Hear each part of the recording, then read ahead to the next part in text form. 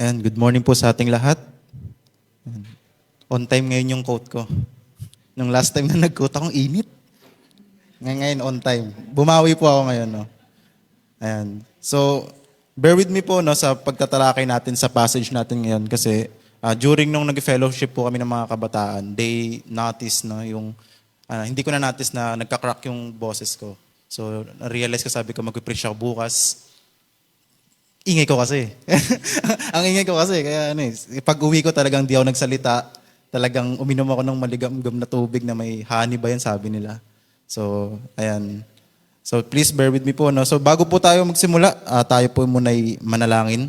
Let's pray, Panginoon. Maraming salamat po sa iyong salita. Salamat po, Lord, sa iyong faithfulness sa buhay ng bawat isa. Dalangin po namin, Panginoon, na sa pakikinig po namin ng iyong salita, ikaw lamang po, Lord, ang aming marinig, Panginoon, ang iyong katotohanan ng aming maintindihan, ang iyong katotohanan, Lord, ang aming makamtan, Panginoon. Lord, ikaw po ang nagsasalita at bawat isa po sa amin dito, Panginoon, ay tanging nakikinig lamang, Lord, sa iyong mga pangako, sa iyong katotohanan, Panginoon. So, Lord, i-bless mo po ang bawat isa ng wisdom and knowledge. Lord, tunay naming maintindihan, tunay po naming ma-absorb, Lord, yung nais mong ibahagi at ipahiwatig sa buhay ng bawat isa, Panginoon. So Lord, muli po binabalik po namin ang mga papurit, mga pasalamat sa matamis sa pangalan ng aming Panginoong Hesus.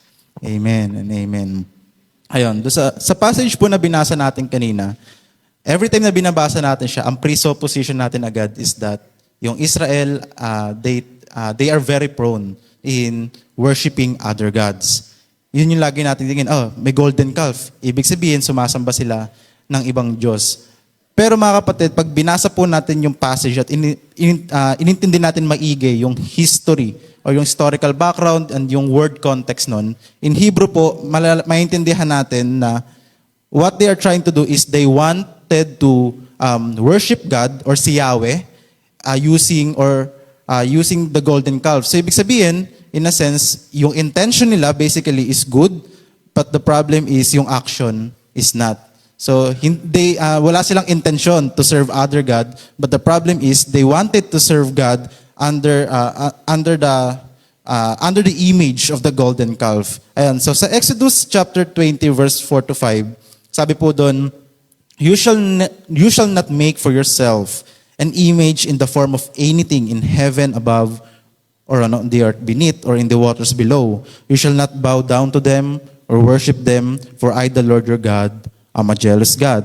Pag sabi naman po sa Exodus 20:23, sabi doon, do not make any gods to be alongside me. Ibig sabihin, I have no equal. No? Ako lang ang dapat nag-iisang Diyos ninyo. Ako lang dapat yung Diyos na pinaglilingkuran nyo. Sabi doon, do not make for yourselves gods of silver or gods of gold. And so clearly, despite ng good intention ng bayan ng Israel, mga kapatid, from these given passages, clearly lumabag ang Israel sa kautusan at ng kalooban ng Panginoon. And the reason for that is because they relied on their understanding of what worship is, on how their faith should manifest visibly through their worship. No, sabi doon mga kapatid, dapat po nating maintindihan is that proper faith must also be demonstrated through proper worship.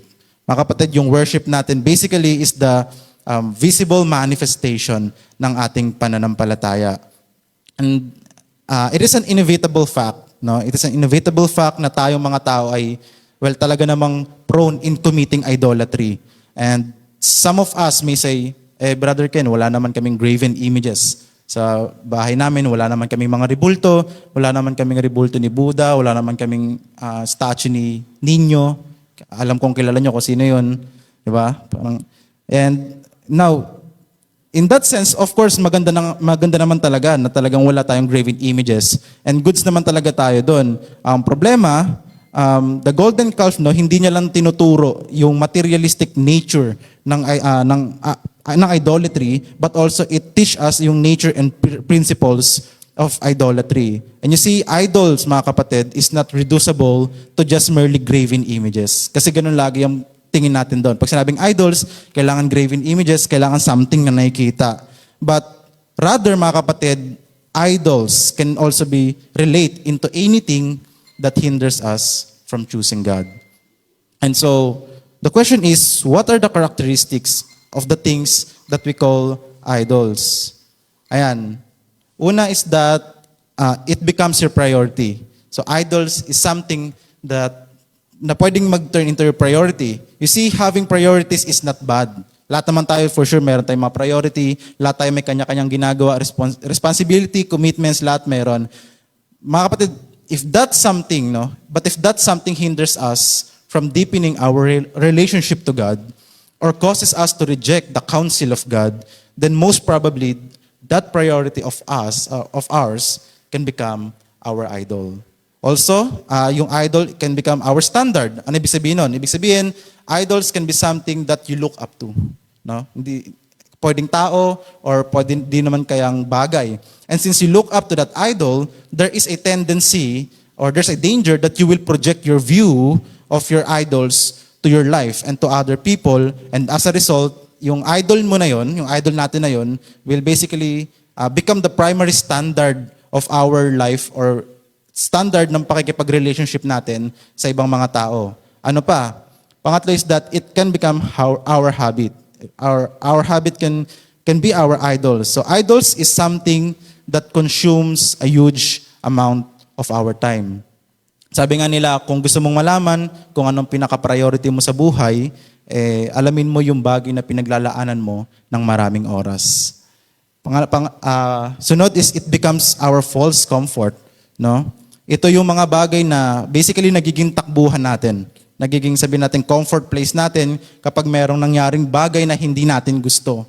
Na talagang since ayaw nating i-address yung bagay na yun, ayaw nating i-address yung issue na yun, commonly we tend to seek false comfort from this idol. But instead of giving us peace, it only temporarily averts yung ating paningin dun sa sakit, dun sa pain, and negatively affects, no, at it adds more negative impact sa ating well-being. Sunod is that it becomes our false hope.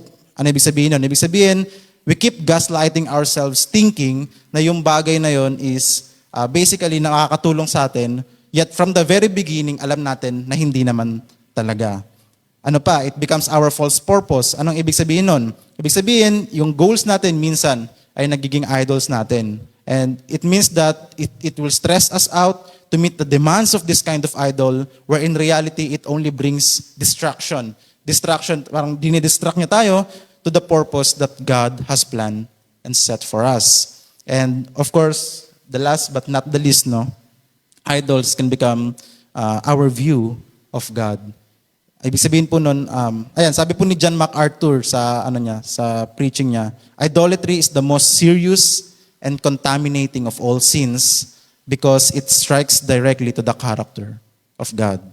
So if we have a wrong view about God, mga kapatid, there is a tendency that we too have or we will develop a wrong view about ourselves. Ibig sabihin, wrong view about God can bring a wrong view about ourselves. So there is nothing wrong with using our own freedom to basically choose what to do and what to decide for ourselves. Walang masama kung gagamitin natin yung freedom natin on the things na piliin natin yung mga bagay na i-allow natin sa buhay natin. Pero kung yung mga bagay na ginagawa natin, mga kapatid, basically hinders us from choosing God, then there is a huge possibility that we are worshiping our idols rather than glorifying God. So ang gusto ko pong pag-usapan natin sa umagang ito, mga kapatid, is addressing our personal golden calf. Ayan. In light of our passage this morning, gusto ko pong mag-focus tayo, no, in understanding kung bakit tayong mga tao ay very vulnerable in creating our own idols. And so the goal of our sermon today, I hope God willing, is for us na magkaroon ng deep realization at also magkaroon tayo ng self-reflection upon studying yung passage na pagpo-focusan po natin today. And so Exodus chapter 32 verse 1, ayan, isa-isahin po natin. Sabi doon, when the people saw that Moses was long in coming down from the mountain, they gathered around Aaron and said, "Come, make us gods, who will go before us. As for this fellow Moses who brought us up out of Egypt, we don't know what has happened to him." And so what happened here, mga kapatid, is that Moses, no, si Moses ay tinawag ng ating Panginoon sa tuktok ng Mount Sinai. Na kung saan, basically ang nangyari dito is that nakikipag-usap siya kay nakikipag-usap ang ating Panginoon kay Moses. They are having fellowship and basically God is revealing and teaching His commandments and instruction kay Moses for the benefits ng community ng bayan ng Israel. And so ang nangyari sa lahat ng to, sa pang-anim na pag-akit ni Moses sa Mount Sinai, kasi kung babasahin natin yung Bible, 8 times na umakyat si Moses sa Mount Sinai. So sa pang-anim na pag-akit niya, kung saan kasama niya na si Joshua during this time, he stayed for 40 days and 40 nights fasting.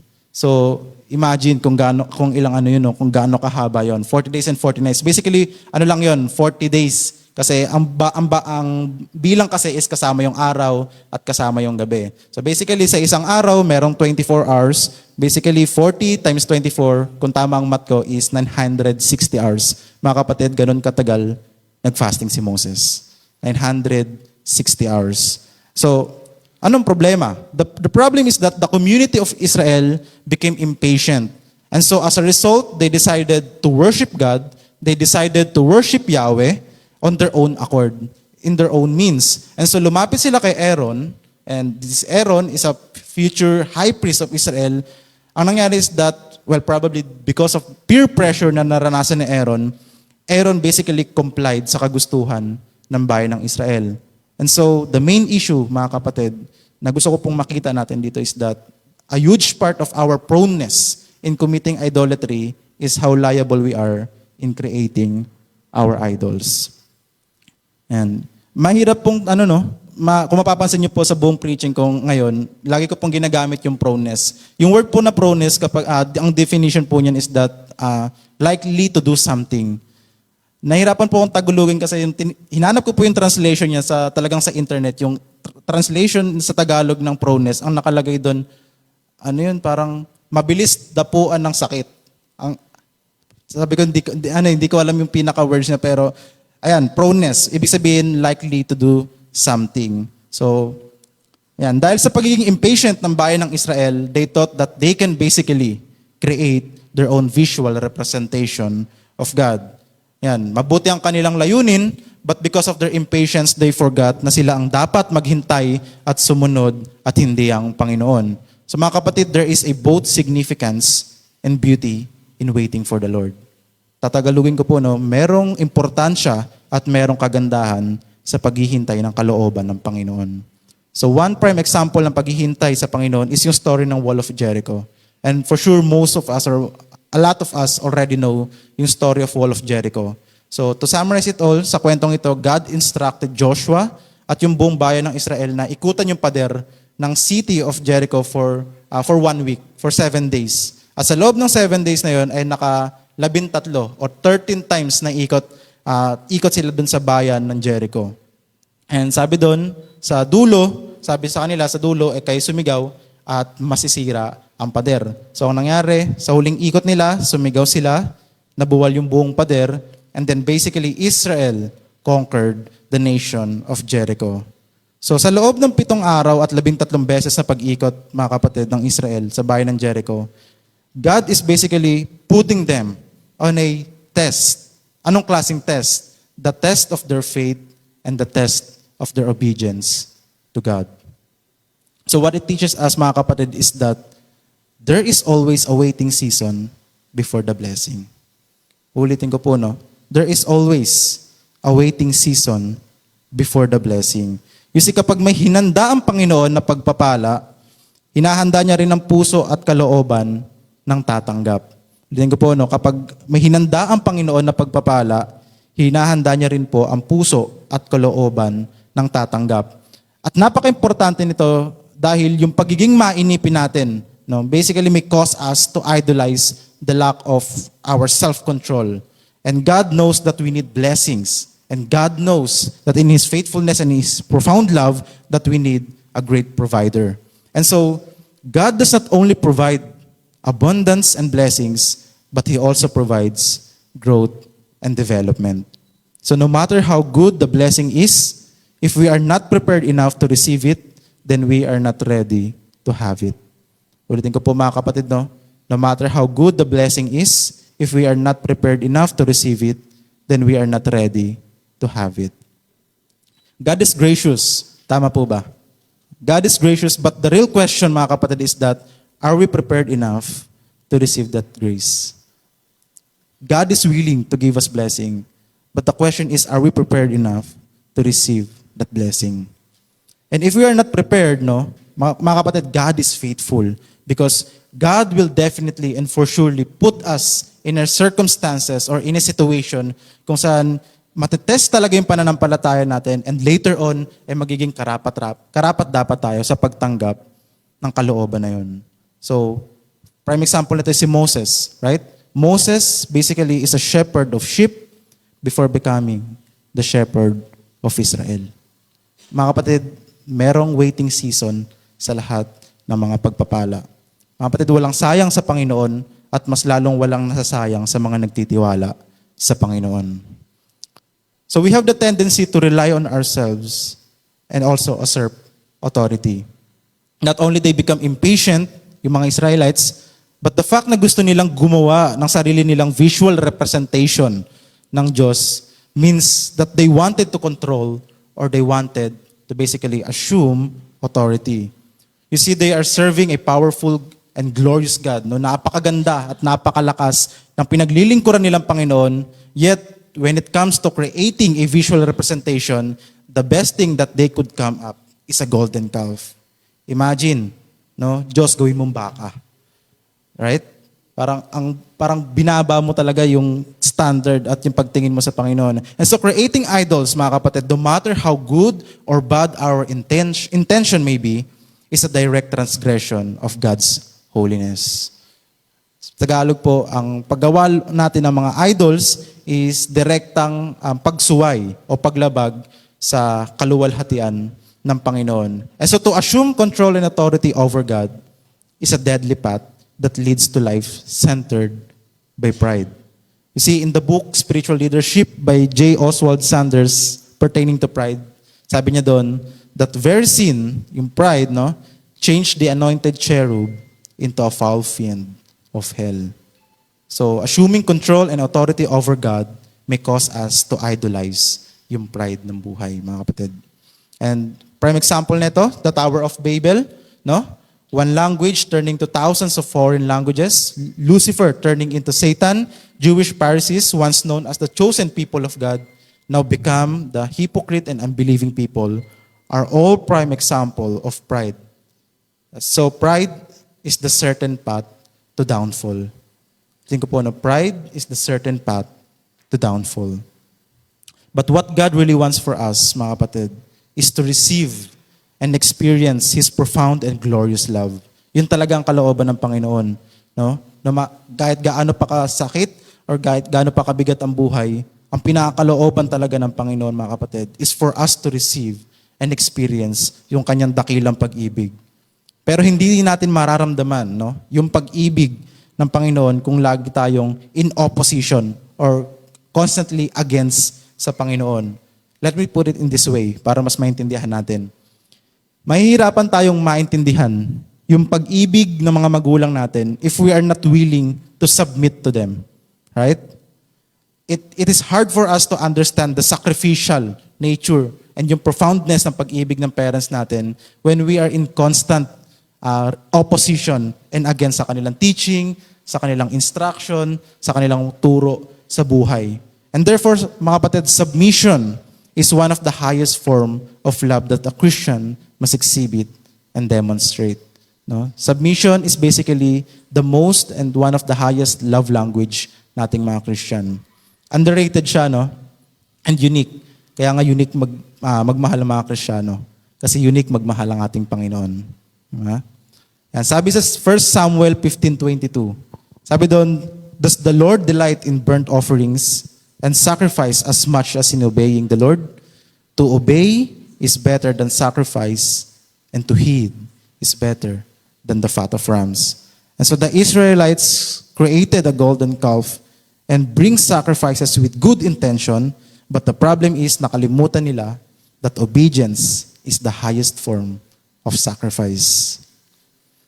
Exodus chapter 32 verse 2-4, sabi doon, Aaron answered them, take off the gold earrings that your wives, your sons, and your daughters are wearing, and bring them to me, So all the people took off their earrings and brought them to Aaron.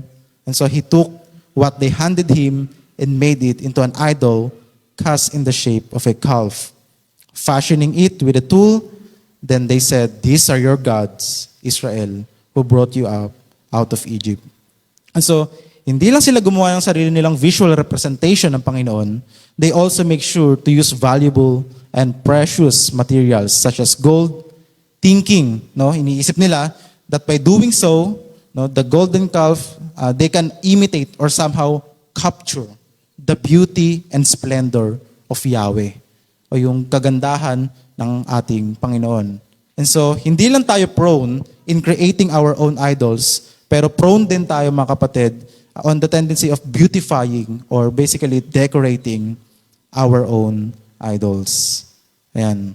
Ulitin ko po, no, we also have the tendency to beautify or decorating our own idols.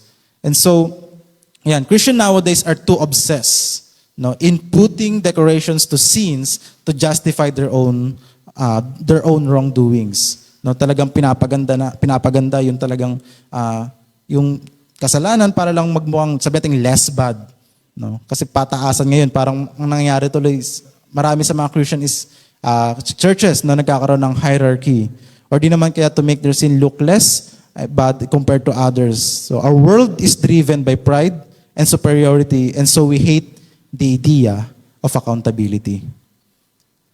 One of the prime biblical example of rejecting accountability is found in Exodus chapter 32, verse 21 to 24. Ang sabi doon, he said to Aaron, "What did these people do to you that you led them into such great sin?" "Do not be angry, my Lord." Aaron answered, "You know how prone these people are to evil." Napansin nyo? Hindi man lang siya nag-sorry. No? Siya yung kinausap ni Moses, pero ang binanggit niya is yung community ng Israel. And then sabi doon, they said to me, "Make us gods who will go before us. As for this fellow Moses who brought us up out of Egypt, we don't know what has happened to him." And so I told them, "Whoever has any gold, jewelry, take it off." Then they gave me the gold and I threw it into the fire. And here's the thing, no? Sa dinami-dami ng excuse, ito yung excuse na sinabi ni Aaron. They threw it into the fire and out came this calf. Ibig sabihin, sabi niya parang magic. No? Parang magic. Pero actually marami siyang marami siyang interpretation regarding dito. But nonetheless, ang ano lang dito is that instead of asking for forgiveness, no, dahil sa maling pag-exercise niya ng kanyang leadership, maling pag-exercise niya ng kanyang authority, as a future high priest, he rejected the accountability at ibinaling ang sisi sa iba. So just like how they made the golden calf beautiful, Aaron decorated his own disobedience with a decoration called putting the blame on others. Yun yung decoration na lagi natin ginagawa pag nagkakasala tayo. The decoration called putting the blame on others. So mga kapatid, when is the last time that we confess our sin to one another? If we're going to be honest with ourselves, when is the last time that we confess our sin to one another? When is the last time na naging totoo tayo sa mga maling ginawa natin? And this is the main reason kung bakit actually napaka-underrated, no, ng ministry of forgiveness, ministry of repentance, and ministry of healing and reconciliation sa mga churches is because we lack of accountability. Ayaw nating makita yung baho natin, ayaw nating makita yung dumi ng buhay natin. And halos lahat tayo actually wanted to look good with our outward appearance. Sabay sa uso yung damit, no, talagang kung paano natin ipakita yung sarili natin na para bang talagang pinaliguan natin sarili natin sa pabango. Talagang ganun yung natin, punto ng buhay natin, bagong gupit, naka-makeup. Na mga kapatid, there's nothing wrong with that. No? Wala namang mali doon. Actually, syempre, as a part of being civilized people, as a part of being formal, syempre, kailangan talaga natin na ipakita yung sarili natin as prepared person.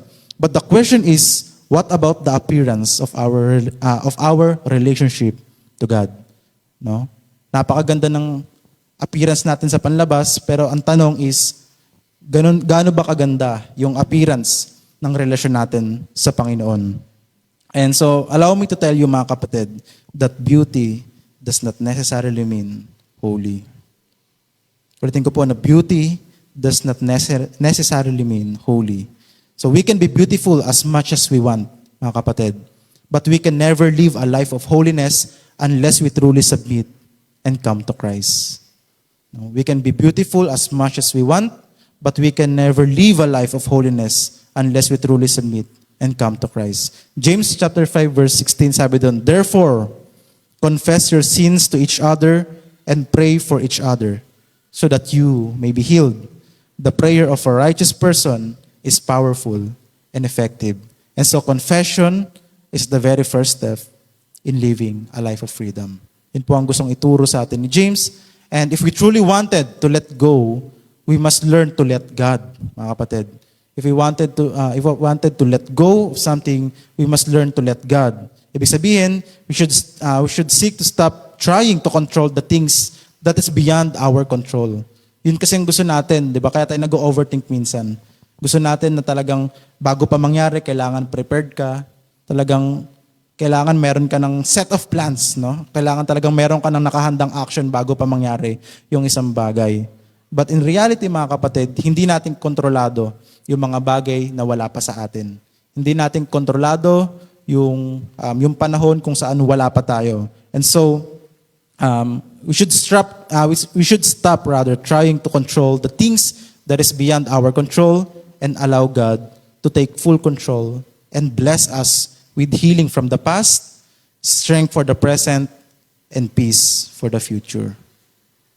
So, stop hiding, mga kapatid, our sins before God. We should stop hiding our sins before God. Kasi kapag nagpatuloy tayong itago yung kasalanan natin, this may lead us to idolize dishonesty. No? We can idolize, mga kapatid, dishonesty. No matter how good-looking we are on the outside, mga kapatid, ang Panginoon natin ay tumitingin sa kalagayan ng ating kalooban. 1 Chronicles 28:9 sabi doon, the Lord searches every heart and understands every desire and every thought. 1 Samuel 16:7, the Lord does not look at the things people look at. People look at the outward appearance, but the Lord looks at the heart. Psalm chapter 38 verse 9, all my longings lie open before you. Lord, my sighing is not hidden from you. Psalm 44:21, He knows the secrets of my heart. Psalm 39:1-4, you have searched me, Lord, and you know me. You know when I sit and when I rise. You perceive my thoughts from afar. You discern my going out and my lying down. You are familiar with all my ways. Before a word is on my tongue, you, Lord, know it completely. And so, brothers and sisters in the Lord, let us confess our golden calves before the Lord. Nang mas lubusan nating maintindihan at mas lubusan nating maranasan ang kanyang dakilang pag-ibig at katapatan. Sa Exodus chapter 32 verse 5-6, sabi doon, when Aaron saw this, he built an altar in front of the calf and announced, tomorrow there will be a festival to the Lord. And so the next day the people rose early and sacrificed burnt offerings and presented fellowship offerings. Afterward, they sat down to eat and drink and got up to indulge in revelry. So not only did the Israelites make their own idol and decorated them, but they also indulge in revelry. So yung word na revelry na ginamit sa verse na yan, mga kapatid, ay maraming katumbas sa mga salitang posibleng ibig sabihin ng word. Kaya if we read different translations of the Bible, actually yung structure ng passage at yung pagkakagamit sa words, ang revelry ay talaga namang magkakaiba. So may mga nagsasabi yung revelry daw dyan is talagang nagiinuman sila to the point na naging maoy sila. Alam niyo po ba yung maoy? Yung talagang, yung gumigewang pagtapos uminom. Yun po yung tawag doon, maoy. Yung nagiging English speaking kapag talagang lasing na lasing. Yun po yung maoy. No? Silang lahat. So yun po yung isang translation ng revelry. May mga nagsasabi naman na naghubaran daw sila dyan or di naman kaya nag-engage sa sexual immoral activities. So ganun yung mga translation dyan. But nonetheless, the general idea, mga kapatid, or should I say, the main idea of that passage is that yung bayan ng Israel committed revelry that caused them para magmukhang kahiya-hiya sa ibang mga bayan. Yun yung sinabi doon. So, hindi sinabi kung talagang may nakakita sa kanila, but probably may mga nakakita silang may nakakita sa kanila na ibang bayan. Because of that, not only they are prone in making their own idols, but they are also prone in indulging or finding pleasure sa golden calf na ginawa nila. And so hindi lang tayo magaling sa paggawa ng sarili nating idols, hindi lang tayo magaling sa pagpapaganda ng mga idols natin, but we are also prone in indulging on our own idols. See, the word indulge there means to enjoy or to be pleasured. So the Israelites found their means to enjoy and to be pleasured by their golden calf. And so the reason why a lot of us are prone in indulging to our own idols is because commonly, yung mga idols natin is something that commonly provides enjoyment, provides pleasure, and entertainment. And entertainment plays a huge factor sa psychological aspect ng buhay po natin. I'll give you an example sa daily life natin. Hindi ba kayo nagtataka kung bakit lahat ng kainan, mga kapatid, halos lahat ng mga ano bang example? Jollibee, yan. Jollibee, McDo. Hindi nyo ba napapansin na ang laging kulay ng mga kainan is red, green, and yellow? Ayan. May po yun, may psychological effect po yun sa pag-iisip natin. Na pag nagugutom tayo, commonly yung gutom natin is ina-associate natin siya sa kulay na red, green, and yellow. Kaya nga kapag nagugutom tayo, attractive yung mga Jollibee, attractive para sa atin yung McDo, kahit yung inasal, nandun lahat ng kulay eh. Diba? Red, green, yellow. Iba talaga mga Pinoy kapag ganun. Ayan. Another example po is yung pagbili ng damit. Napapansin niyo po, kapag bumibili tayo ng damit, ang laging nakalagay is $299, $399, $499. Nagtataka tayo bakit hindi na lang gawing saktong 500. Di ba? Parang nag-iwan pa ng piso pambili ng pochi. Actually, or any price value that ends with digits 99. So ang tawag po doon, mga kapatid, is psychological pricing. Ang ibig sabihin po noon, kapag nagbabasa kasi tayo ng numero, ang basa natin lagi is, ano ba to? Kanan, kaliwa. Kaliwa to kanan. So ibig sabihin, kapag nakakita tayo ng 299, yung 299, mga kapatid, hindi natin siya ina-associate sa 300, ina-associate natin siya sa 200. Kaya nagmumukha po siyang mura. Ayan. Yun po yun. Actually, a lot of us basically aware dun sa marketing strategy, pero still, nakita natin effective. Kasi bumibili tayo eh. 299 lang. May piso pa. Okay lang yan. Ganon. And so, ayan, why do we prefer to bring phones rather than books? No? One of example yan is that because it is convenient and because it provides entertainment. And the entertainment part about phones and gadgets is that it gives us hundreds and thousands of information in one click and in one scroll. Ngayon, tatanungin nyo, bakit Brother Ken, hindi ba maganda yon? Hindi ba good news yon? Actually, good news po yun, mga kapatid. Kasi before, ang hirap gumawa ng research, imagine. Diba? May research kayo, tapos pupunta kayo ng library, at hahanapin nyo sa daan-daan at libo-libo na libro yung kailangan nyo. Now, the problem is, because of the entertainment that it provides, mga kapatid, we became unaware of its danger. And the danger is that it focuses on giving thousands of information that we want, but not the information that we need. Kaya nga may mga tinatawag tayong algorithm. Right? So, the word algorithm, ang algorithm po sa gadgets, pag sinabi pong algorithm, ito po yung data na kinukuha ng gadgets or ng internet mula po sa inyo. Pag sinabi pong data, fancy word yun for information. So kinukuha po ng gadgets yung information regarding sa inyo, and ang ilalabas niya po mga result is nakabase po dun sa data or information na binigay nyo. Kaya nga, di po ba kayo nagtataka kapag nasa Lazada kayo? Sabihin natin, naghanap kayo ng bag. Tapos, wala naman kayong binili, pero pagdating nyo dun sa Facebook nyo, meron na mga advertisement ng bag. So ganun po ang ginagawa. Kontrolado po ng internet yung galaw po natin dun po sa mga social medias. And so, yun ang danger po ng mga kapatid. So yung algorithm, kung may seem a very fancy word, ang algorithm may seem a fancy word, pero kung i-describe po natin siya in a simple way, sa kung saan maiintindihan nating lahat, ang algorithm basically is the entertaining product of our interest, concern, and priorities. Yun po ang algorithm. And so, bakit ko po sinasabi to lahat? Bakit ko po inopen sa inyo to lahat? Kasi mga kapatid, in the same way, our personal golden calf or our personal idols can put us and modify our life in a kind of algorithm that put us in bondage of sin, of idolatry.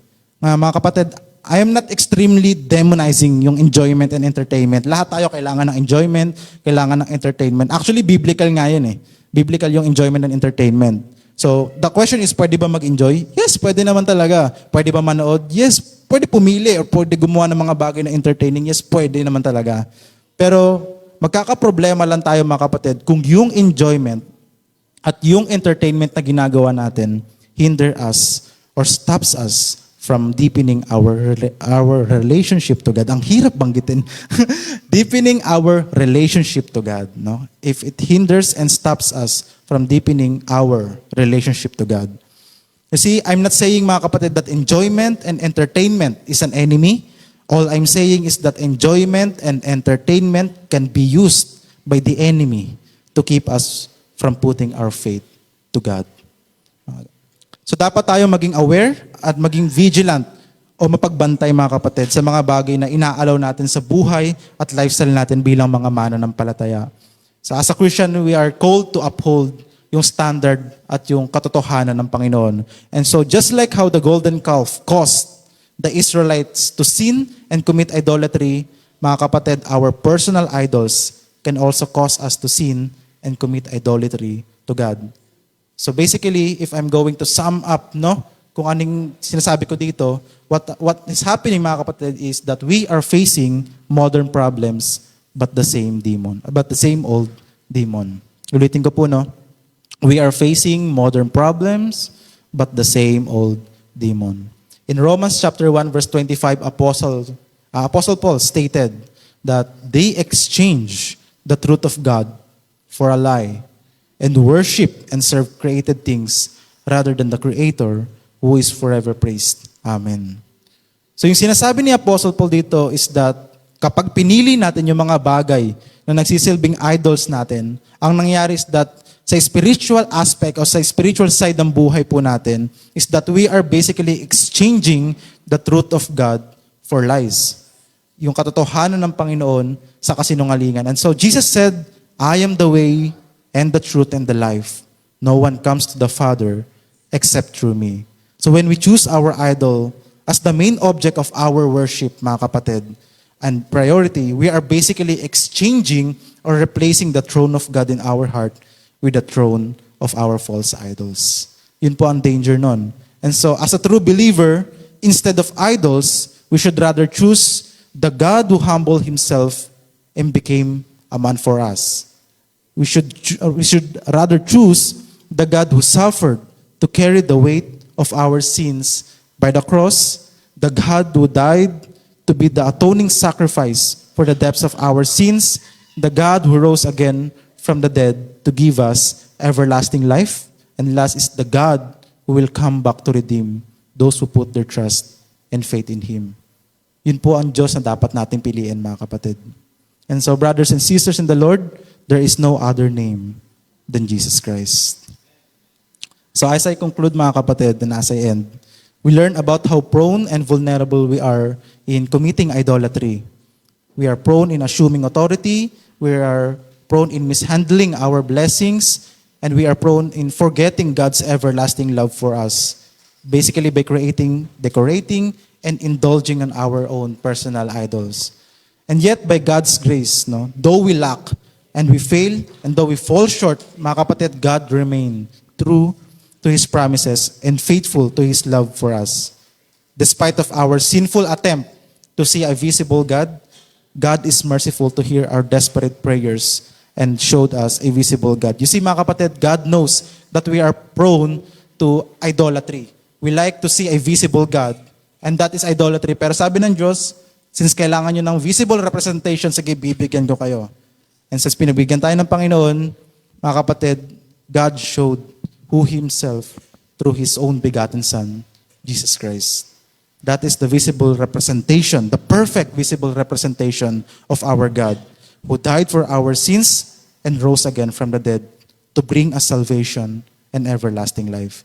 And so the question and the challenge, mga kapatid, na gusto ko pong iwan sa ating lahat, no, is that, are we willing to submit our whole life to God by addressing and casting away our own personal golden calf? Ulitin ko po, are we willing to submit our whole life to God by addressing and casting away our own personal golden calf? Let us pray. Panginoon, maraming salamat po sa iyong salita. Thank you, Lord, for revealing to us, Lord, that we are prone, Panginoon, in committing idolatry before you, O God. And Lord, naniniwala po kami, Lord, na there is no God other than you. Lord, there is no other name than Jesus Christ, O God. And so, Lord, help us, each one of us, Lord, to continuously and daily abide in your presence, to daily and continuously, Lord, serve you, to daily and continuously submit our life to you, O God. And sa ganun, Panginoon, ikaw po ang isang maitaas lamang, Panginoon, at kayo lamang po ang mapapurihan. Naniniwala po kami, Lord, na lahat ng kapurihan at lahat ng kaluwalhatian at kabanalan ay sa iyo lamang po nararapat, Panginoon. Kaya minsan pa muli, Panginoon, binabalik po namin ay mayamang papurit, mayamang pasalamat sa matamis sa pangalan ng aming Panginoong Hesus. Amen and amen.